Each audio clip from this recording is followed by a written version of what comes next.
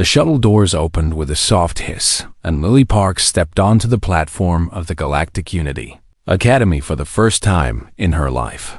She carried only one small bag over her shoulder and wore simple gray clothes that looked plain compared to the colorful robes and shimmering fabrics worn by the other students around her. She was small. Even by human standards, she was not tall. But here among aliens who towered 8 or 9 feet above her, she looked like a child standing among giants. Her dark hair was pulled back in a simple ponytail, and her eyes moved slowly across the crowded arrival hall, taking in every detail without showing any emotion on her face. The academy floated in space far from any planet. It was a massive station, built from white metal and crystal, and it glowed softly against the endless black void outside the windows. Thousands of students came here from hundreds of different worlds. The children of kings and queens and diplomats and wealthy merchants. They came to learn and to make connections that would shape the future of the galaxy. Lily was the first human ever admitted as a student. She felt the stares immediately. Tall crystalline beings with bodies like living glass paused their conversations to look at her. A group of 4-armed aliens with silver skin whispered to each other and pointed. Avian creatures with bright feathers and sharp beaks tilted their heads, studying her like she was some kind of strange insect. Lily ignored them all. She had expected this. She walked forward through the crowd, keeping her pace steady and her expression calm. A voice called out across the hall, and a tall, pale being approached her. He was thin and elongated, with limbs that seemed too long for his body and skin that looked almost transparent. His name was Counselor Veth, and he was one of the administrators of the academy. "Welcome, Miss Park," he said in a voice that was polite but cold. "We have been expecting you. Please follow me for your orientation." Lily nodded and followed without a word. The orientation room was large and filled with new students sitting in curved seats that floated slightly above the floor. Lily found a seat near the back and sat down. The seat adjusted automatically to her smaller size, but it still felt too big. Counselor Veth stood at the front and began speaking about the rules and traditions of the academy. He talked about the honor of being selected and the responsibilities that came with studying here. He talked about respecting other cultures and species and working together for the good of the galaxy. Then he began introducing special students. Those from royal families or famous bloodlines stood up one by one and received polite applause, and finally said, "Counselor Veth, we have a unique addition this year, Miss Lily Park, a representative from Earth classification Deathworld 7. She's the first of her kind to attend our institution." The room went quiet. Every eye turned to look at her. Some students looked confused, others looked disgusted. A few looked almost afraid. Lily stood up briefly, nodded once, and sat back down. She did not smile. She did not speak. After the orientation ended, Lily made her way to her assigned dormitory. The hallways were wide and clean and filled with students talking and laughing in languages she did not understand. Her room was on the 4th level of the residential section, and when she arrived, she found that she had been assigned 3 roommates. 2 of them were already there. When she walked in, one was a tall being with blue scaled skin and gills on the sides of her neck. The other was shorter and covered in soft brown fur with large dark eyes.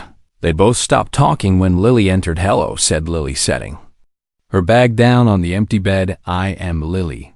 The 2 aliens exchanged a look. The blue one spoke first, her voice cold and sharp.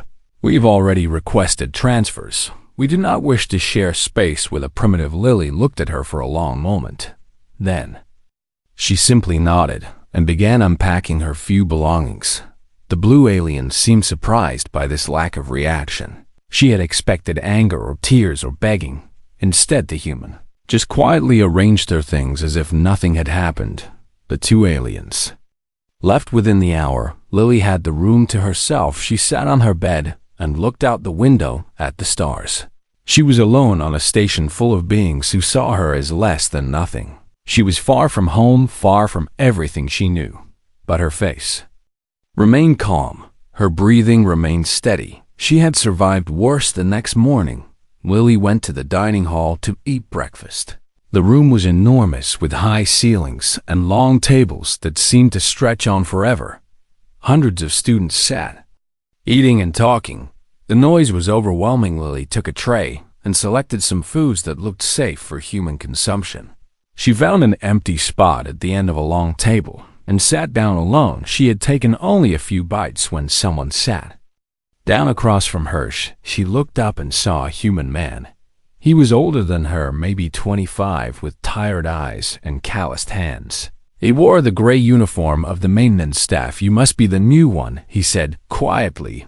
"I am Tommy Blake. I work here. Been here 3 years now." Lily studied him for a moment. "You're human." He nodded. "One of about 20 on this whole station. Most of us work in maintenance or cleaning. They do not let many of us in as students. You are the first." Lily said nothing. Waiting for him to continue, Tommy leaned closer and lowered his voice. "Look, I'm going to give you some advice. Keep your head down. Do not make trouble. Do not stand out. They do not like us here. They think we are animals. Some of them think we should not even be allowed in the same rooms as them." "Why do you stay?" Lily asked. Tommy shrugged. "Where else am I going to go? The pay is good. I send money back to my family on Earth. I keep quiet and I survive. That is how it works." Lily looked at him, and something flickered in her eyes. Not fear, not sadness, something harder, something patient. "Thank you for the warning," she said simply. Tommy studied her face for a long moment, then shook his head. "There is something different about you. I cannot figure out what it is. Just be careful." "Okay." He stood up and walked away, leaving Lily alone with her food across the dining hall at a table reserved for students of noble birth. A group of aliens watched the exchange with interest. At the center of the group sat Prince Kale of the Velith Dominion. He was tall and powerfully built, with silver skin and 4 muscular arms. His eyes were dark purple and filled with cruel amusement. "So, that is the human," he said to his companions. "She is even smaller than I expected. Look at her sitting there like a lost animal." The others laughed. Lady Myra, a beautiful alien with skin like polished marble and hair that floated around her head like smoke, smiled coldly. "Perhaps we should make her feel welcome," she said. "Do you not think so?" My Prince Kale grinned, showing teeth that were just slightly too sharp. "This should be entertaining," he said. "I have never had a human pet before." He watched Lily eat her meal alone, unaware of the eyes upon her, unaware of the plans being made. But if Kale had looked more closely, he might have noticed something. He might have noticed the way Lily sat with her back to the wall so no one could approach from behind. He might have noticed how her eyes swept the room every few minutes, marking exits and counting potential threats. He might have noticed that despite being surrounded by hundreds of aliens who despised her, she showed no fear at all. These were not the habits of a scared girl far from home. These were the habits of someone who had grown up in a place where letting your guard down meant death. But Kale did not notice. He saw only what he expected to see. A small, weak, primitive creature that would provide him with some amusement. He had no idea what he was really dealing with, and by the time he learned, it would be far too late. The first week at the academy passed slowly for Lily. She attended her classes and sat in the back and took careful notes. She did not speak unless a professor called on her directly. She did not try to make friends. She simply observed and learned and waited, but even her quiet presence seemed to offend some of the other students. It started small. At first, it was just whispers and stares. Students would move away when she sat down near them. They would switch seats in class to avoid being close to her. They would fall silent when she walked past and then burst into laughter once she was gone. Lily noticed all of it. She said nothing. Then the whispers became louder. Someone started a rumor that humans carried diseases that could infect other species. Another rumor claimed that humans ate the flesh of other intelligent beings. A third rumor said that Earth was a prison planet where the galaxy sent its most dangerous criminals. None of it was true. But the rumors spread anyway, Professor Then, an elderly being with 8 eyes and 4 legs called on Lily during xenobiology class. "Miss Park," he said in his dry, crackling voice, "perhaps you can explain how your species adapted to the high radiation levels on your planet." Lily stood up. "Calmly, Earth has a magnetic field that protects the surface from most solar radiation," she said. "Our atmosphere also filters out harmful wavelengths. However, humans did evolve higher tolerance to radiation than many species. We can survive exposure levels that would be lethal to others." The class went quiet. Professor Venn tilted his head, and his 8 eyes blinked in sequence. "Interesting," he said. "Your answer is disturbingly practical. Most students discuss theory. You discuss survival," Lily said. Back down without another word after class, Prince Kale and his group were waiting in the hallway. He stepped in front of Lily, blocking her path. His forearms were crossed over his chest, and his purple eyes looked down at her with contempt. "The little human thinks she is smart," he said loudly so everyone nearby could hear, "talking about survival as if she knows anything about it. What has a creature like you ever survived?" Lily looked up at him. Her expression did not change. "I survived getting here," she said quietly. "That is enough." She stepped around him and continued walking. Kale stood frozen for a moment, his face twisted with anger. No one walked away from him. No one dismissed him like that. He was a prince. His family ruled over billions. Lady Myra appeared at his side, her floating hair swirling with agitation. "She humiliated you, my prince," she hissed. "We cannot let this stand." "No," Kale said slowly. "We cannot." The attacks began the next day. When Lily returned to her room, she found that someone had broken in. Her few possessions were scattered across the floor. Her clothes were torn. Her datapad was smashed into pieces.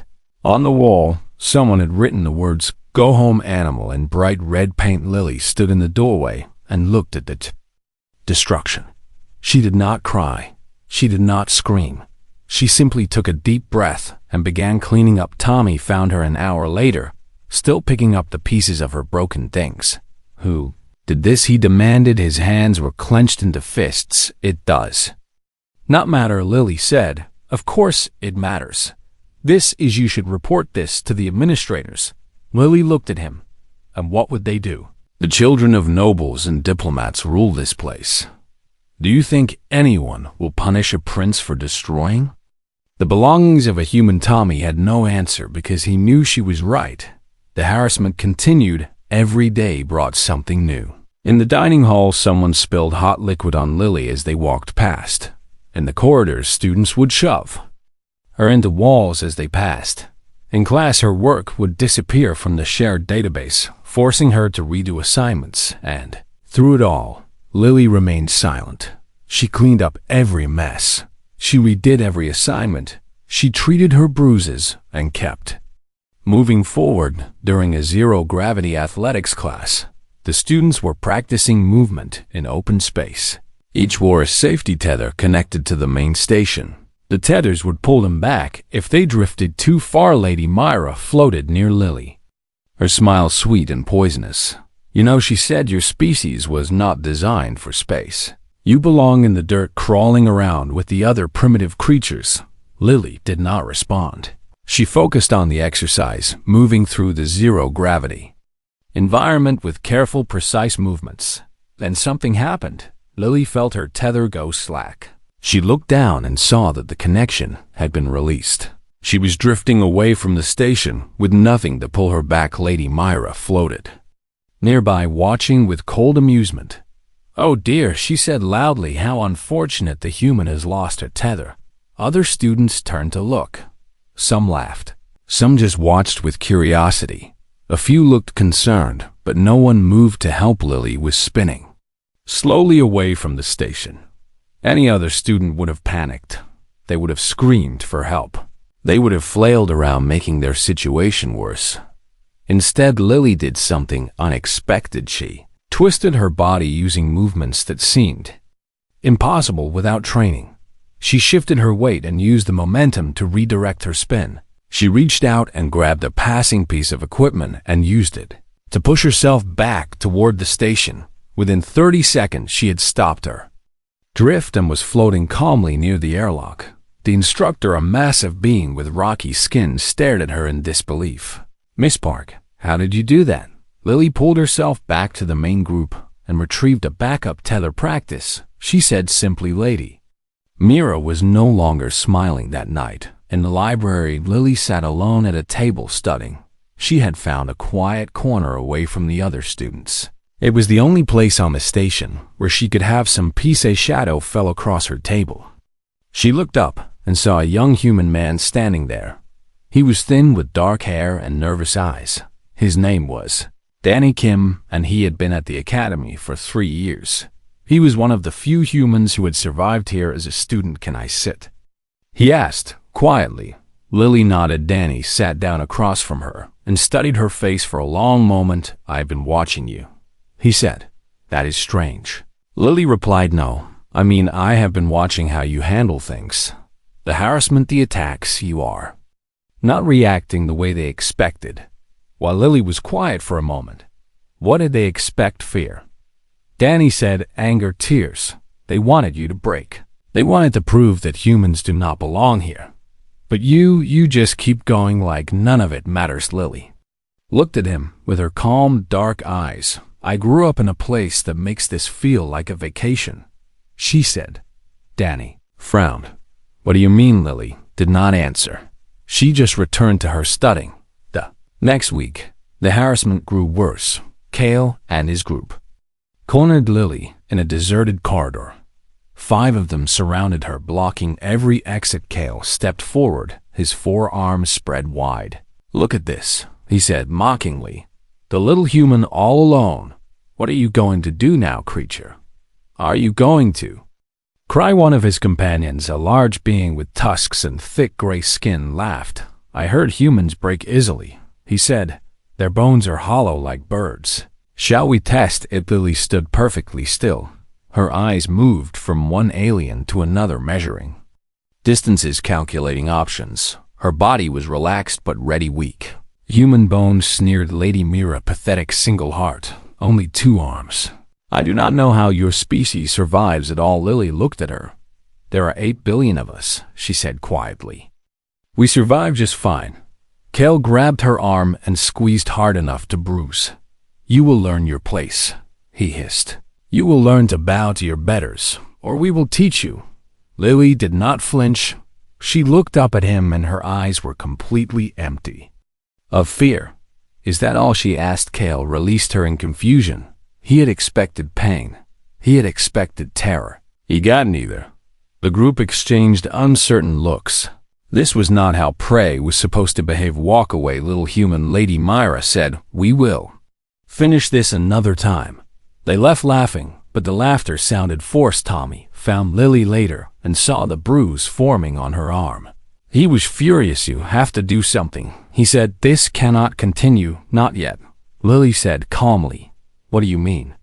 "Not yet." Lily looked at him, and for the first time he saw something behind her calm expression. Something cold and patient and very, very dangerous. "Let them think what they want to think," she said. "The truth will come out soon enough." Tommy stared at her and felt a chill run down his spine. In the administration building, Professor Venn was reviewing student files. He pulled up the entry for Earth and began reading. The more he read, the paler he became. "Edithwell classification 7, he murmured to himself, reading the survey data. "Extreme temperature variations, violent weather patterns, predators on every landmass, toxic flora, venomous fauna, diseases that evolve and adapt, high-gravity, corrosive oceans." He sat back in his chair, and his 8 eyes blinked rapidly. "They survived that," he whispered, "and we have been treating them like they are weak." He looked toward the window where students walked through the corridors, laughing and talking, unaware of what lived among them. "What have we let into this academy?" he wondered.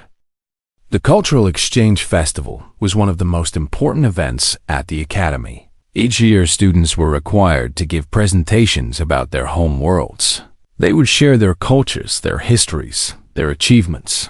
It was supposed to build understanding between species. For most students, it was a chance to show off. They would display beautiful images of their paradise planets, their gleaming cities, their peaceful societies. They would brag about their advanced technology and their ancient wisdom. For Lily, it was something else entirely. The presentations were held in the Great Hall, a massive auditorium that could seat thousands.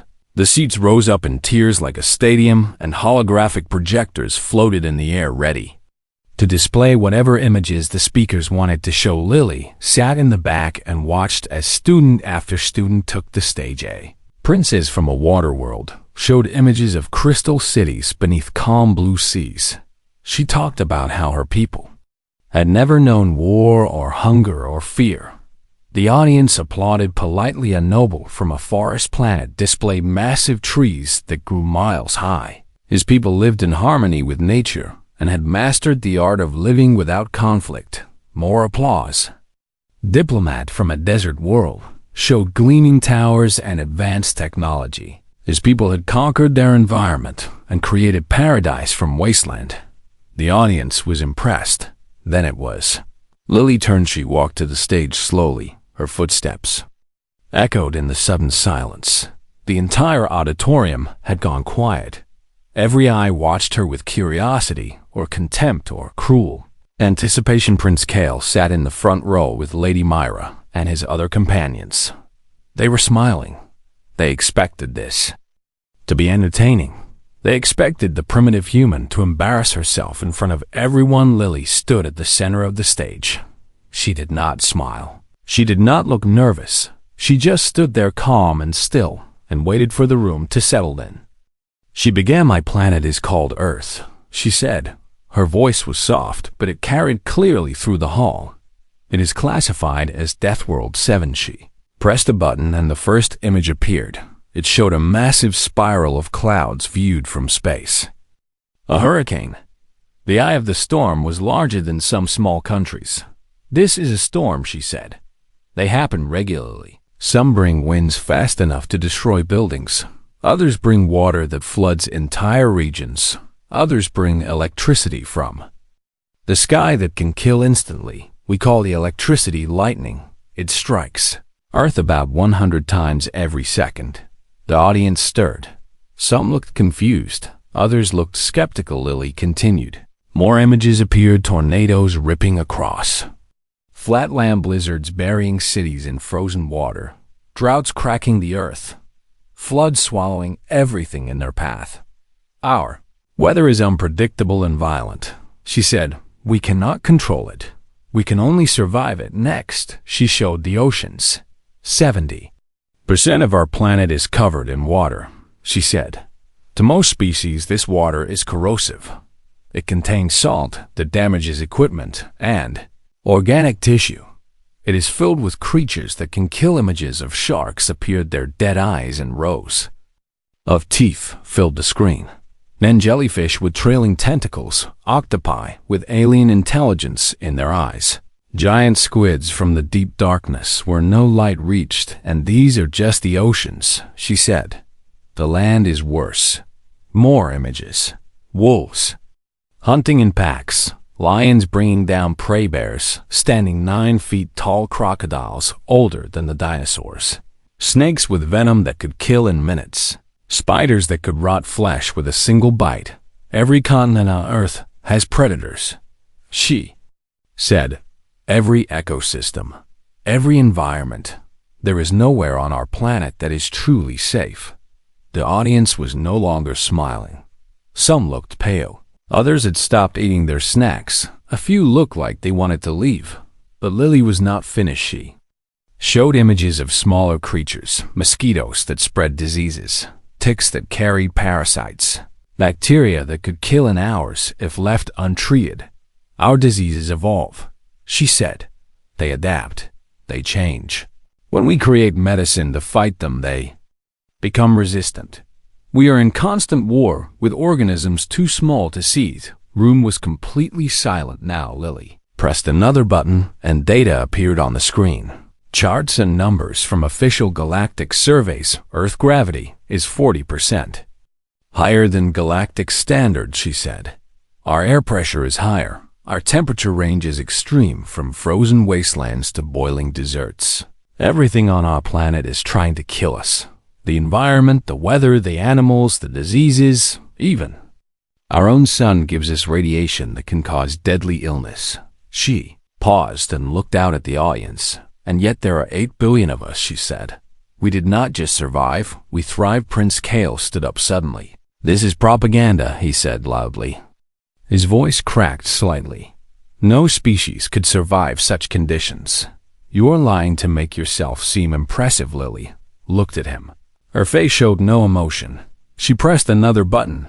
These are official galactic survey records, she said. The data appeared on screen with verification codes and timestamps from the galactic government. Every word I have said is confirmed. You can verify it yourself. The room erupted in murmurs. Students pulled out their devices and began checking. Several gasped when they saw that Lily was telling the truth. But Lily was still not finished. She showed one more image. A human being standing next to a large furry creature with sharp teeth and claws. A dog. We also domesticated predators, she said. We took wolves and made them our companions. They live in our homes. They sleep in our beds. We bred them to love us. Image changed to show a human riding a horse. We took prey animals that could kill us with a single kick, and we taught them to carry us into battle. Another image. A human petting a cat. We took small predators and made them our pets. They sit in our laps, or we feed them and care for them. Lady Myra made a sound of disgust. You keep predators as companions. That is insane. Lily looked at her. Perhaps, she said, or perhaps it shows what humans are capable of. We do not avoid danger. We adapt to it. We overcome it. We make it serve us. She paused, and her eyes swept across the room. There is one more thing, she said. You should know about humans. The room waited. We are persistent predators, she said. Before we had technology, before we had weapons, we hunted by running. We would chase prey for hours, sometimes days. We would follow them without stopping, without resting, until they collapsed from exhaustion, and then we would kill them. The silence was absolute. Your species may be faster than us, she said. Your species may be stronger. Our bones may break more easily. And we may have only 2 arms and 1 heart. But we do not stop. We do not quit. We keep going long after any other species would have given up. That is how we survived our world. That is why there are 8 billion of us. She looked directly at Prince Kale. So when you call me weak, she said, remember what weak means where I come from. She stepped back from the podium, and the presentation ended. The applause was scattered and uncertain. Most of the audience seemed too stunned to respond. Some looked at Lily with new eyes. Others looked afraid after the presentations ended. Danny found Lily in the hallway. That was incredible. He said, you just told the whole academy what humans really are. Lily shook her head. I told them facts, she said. Facts they could have looked up themselves. They chose to see us as primitive because it was convenient. Now they cannot pretend anymore. Danny studied her face. You have been holding back this whole time, he said. In the corridors, when they attacked you, in class, when they mocked you. You could have fought back, but you did not. Why? Lily was quiet for a long moment. Then she spoke softly. Because winning a fight means nothing if you lose the war, she said. I needed them to underestimate me. I needed them to think I was weak. And now I need them to understand what weak really means. She walked away, leaving Danny standing alone in the corridor, trying to understand what kind of person could think so far ahead. That night, someone vandalized Lily door again. The words "Go back to your death rock" were painted in bright red letters. Lily looked at the message. She took a photo of it with her device. Then she went inside and went to sleep. She had learned long ago that anger was a luxury. Fear was a weakness.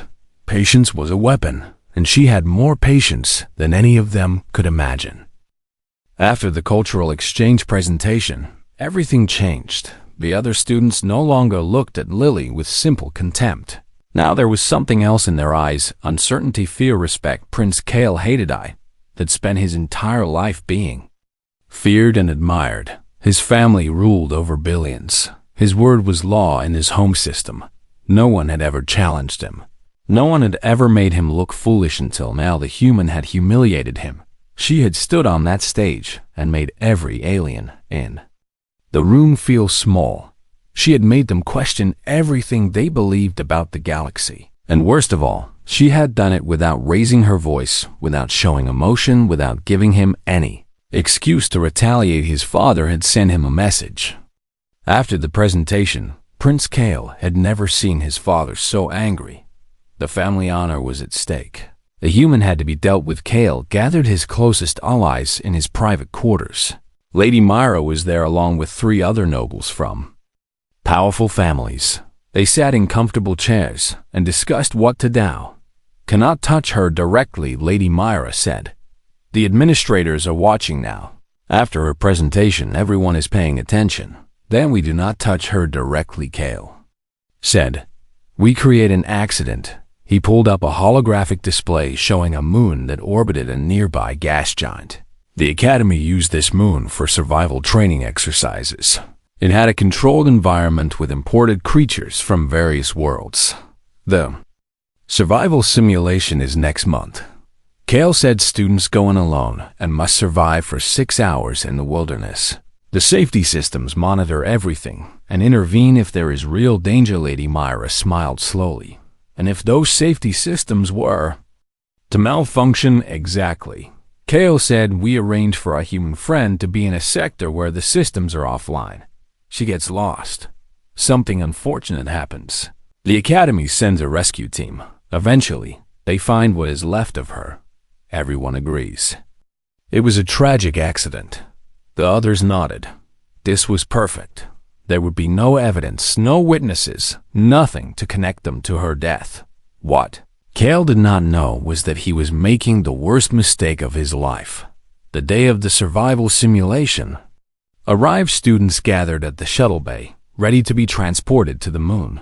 They would be dropped in different sectors and would have to find their way to extraction points using only basic equipment. Lily stood among them carrying a small pack of supplies. Her face was calm as always. She had trained for this kind of exercise many times before. Just not at an academy. Before the academy, Lily had grown up in rural Alaska, one of the most unforgiving environments on Earth. She had learned to hunt and trap and survive in frozen wilderness. Before she was 12 years later, she had joined Earth military and spent 2 years in special survival training. The creatures on this moon would be dangerous to most galactic species. To Lily, they were nothing. The shuttles dropped the students in their assigned sectors. Lily found herself in a rocky area with sparse vegetation and several small caves. The sky above was gray, and the air was cold but breathable. She checked her equipment immediately. Basic shelter materials, water purification tablets, a small knife, emergency beacon. The beacon was supposed to activate automatically if she was in danger. She tested it. Nothing. The light that should have been green was dark. Lily looked at the dead beacon for a long moment. Then she put it back in her pack and started walking. She found a cave within the first hour. She checked it carefully for signs of animal habitation, found none, and began setting up a shelter. The rock walls would protect her from wind and weather. The narrow entrance would be easy to defend. As the first night fell, she heard sounds in the darkness. Growling, scratching. The creatures of this moon were beginning to hunt. Lily did not sleep. She sat with her back against the wall and her knife in her hand. She listened. She waited. Something appeared at the mouth of her cave. It was large with 4 legs and glowing eyes. Its teeth were long and sharp and dripping with saliva. It growled low in its throat. Lily did not move. The creature took a step forward, another. Then it stopped. Its nose twitched. It smelled something that made it hesitate. It smelled a predator. Lily had learned long ago that confidence mattered more than size. Animals could sense fear. They could also sense when something was not afraid of them, when something was waiting for them to make a mistake. The creature backed away slowly. Its growling faded. Its glowing eyes disappeared into the darkness. Lily allowed herself a small smile. The 6 hours passed, then 12, then 24. The Academy realized something was wrong when Lily did not appear at her extraction point. They sent scouts to her sector and found that the safety systems had been deliberately disabled. A rescue mission was organized immediately. It took them 3 days to find her. When the rescue team finally reached her sector, they expected to find a body. Instead, they found something else. They found a camp Lily had built a functional shelter using local materials. And the basic supplies from her pack, she had created tools from rocks and sticks. She had dug a small pit to collect water and lined it with leaves to filter impurities around her camp. They found signs of her activities. Tracks showed where she had explored the area, mapping routes and identifying resources. Marks on trees indicated where she had tested plans for edibility. Traps were set near small animal runs. And there was something else. 3 of the most dangerous predators in the sector were dead. One had been killed with a sharpened stick to the throat. Another had fallen into a pit trap and broken its neck. The third showed signs of being stalked and ambushed. The rescue team found Lily sitting by a small fire cooking meat from one of the creatures she had killed. She looked up when they arrived, and her expression was completely calm. "Did I miss any exams?" she asked. Team leader, a large being with rough gray skin, stared at her in disbelief. The safety systems were disabled. "You were supposed to be retrieved in 6 hours. You have been out here for 3 days," Lily shrugged. "I noticed," she said. "I adapted. Word of what happened spread through the academy like wildfire. The human had survived alone for 3 days in conditions that would have killed most students within hours. She had not just survived. She had thrived. She had hunted the hunters." Administrators launched an investigation immediately. Technicians examined the safety systems and found that they had been deliberately sabotaged. The codes used to disable them were traced back to accounts associated with Prince Kale. Inner Circle Danny and Tommy came to see Lily in the medical bay where she was being examined for injuries. She had a few scrapes and bruises, but nothing serious. "The doctor seemed almost disappointed. You are a hero now," Danny said. "Other students are talking about you. The ones who have been bullied, who have been ignored. They see what you did. They see that humans are not weak." Lily looked at him. "I am not a hero," she said. "I just survived. That is what we do." Tommy shook his head. "You do not understand what you have started. Groups are forming, students from lesser species who have been discriminated against. They want to stand together. They want to fight back against the nobles who think they own this place. That is not because of me," Lily said. "That is because they found their courage, maybe." Tommy said, "But you showed them it was possible." The investigation moved quickly. Kale tried to deny everything, but the evidence was overwhelming. His family attempted to use political pressure to bury the case, but someone had leaked the information to the Galactic press. The story was everywhere. Human student survives assassination attempt by noble Prince. Kale was summoned before the Academy Council. He stood in the chamber surrounded by administrators and investigators. His silver skin had gone pale. His 4 hands trembled at his sides. "The evidence is clear," Counselor Veth said. "You deliberately disabled safety systems and endangered a student life. You intended for Miss Park to die. It was supposed to be a joke," Kale said weakly. "A prank. We did not think she would actually be hurt." "A prank?" Veth's voice was cold. "You call attempted murder a prank?" Kale had no answer. Lily was called to testify. She stood before the council and told her story simply and clearly. She did not exaggerate. She did not seek sympathy. She just told the truth. When she finished, she looked at Kale directly. "I did not come here to fight you," she said. "I came here to learn. I came here to represent my world and to build bridges between our species. You decided to make me your enemy." She paused. "Where I come from, we do not lie down when we are threatened. We do not give up when things are hard. We keep going. We adapt, we survive, and eventually we overcome whatever is trying to destroy us." She turned to face the council. "I am not asking for revenge. I am asking for justice. I am asking for the chance to continue my education without fear." If you grant me that I will cause no more trouble. If you do not.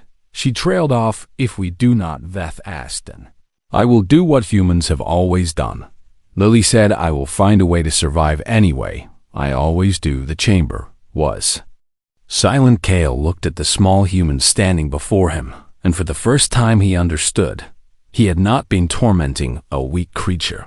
He had been poking a sleeping predator, and now that predator was awake. The Academy Council deliberated for 3 days. During that time, the entire station held its breath. Students whispered in corridors.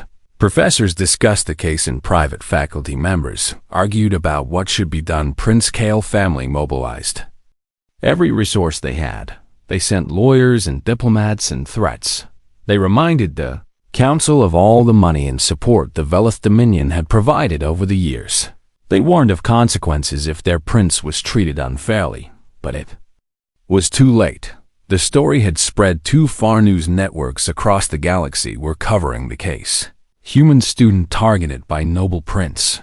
The images of Lily standing calm and strong before the council were everywhere. Her survival story had captured the imagination of billions, and she was not alone anymore. Other students had come forward with their own stories. Aliens from lesser-known worlds who had faced discrimination and harassment for years. They spoke about being bullied by noble students, about having their complaints ignored, about being treated as less than nothing because their species was not powerful enough to demand respect. Danny had organized them. They called themselves the Unity Coalition, and they stood together demanding change. Tommy had helped too, using his access to the maintenance systems to gather evidence of other incidents that had been covered up. The human maintenance worker and the human student had started a revolution without firing a single shot. On the fourth day, the council announced its decision. The great hall was packed with thousands of students and faculty. Species from across the galaxy watched on screens. Holographic cameras broadcast the proceedings. Lived to billions more. Counselor Veth stood at the podium, his pale face grave. After careful review of all evidence, the council has reached unanimous decisions, he said. The chamber was silent. Prince Kale of the Velith Dominion is hereby expelled from the Galactic Unity Academy. His actions have brought shame upon this institution and endangered the lives of fellow students.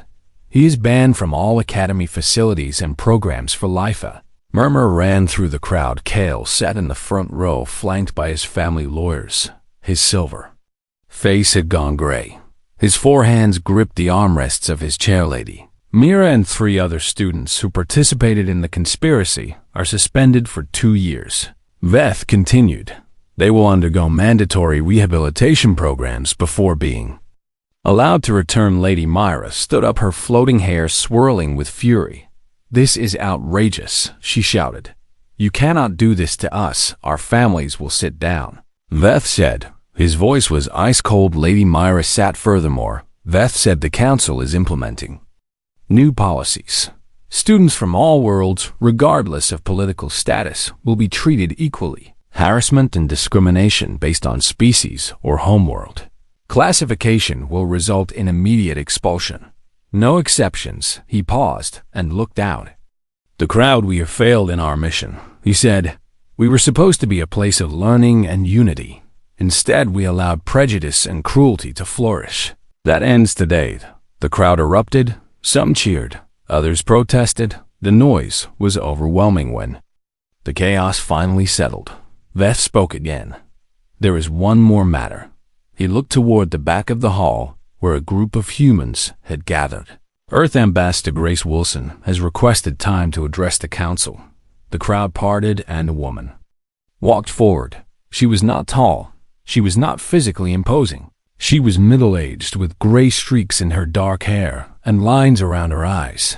But there was something about her, something in the way she moved, something in her eyes. She walked like a predator. Grace Wilson took the podium and looked out at the thousands of aliens staring at her.